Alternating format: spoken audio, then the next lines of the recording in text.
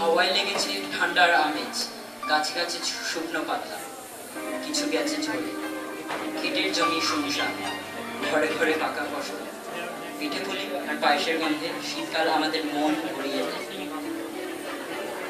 The last leaf just fell off the tree, leaving all the trees brown and bare. The farmers filled their house with crops. The sweet smell of Nolen Gurir Shondes and Joynagarer Moa pulls us back to those days.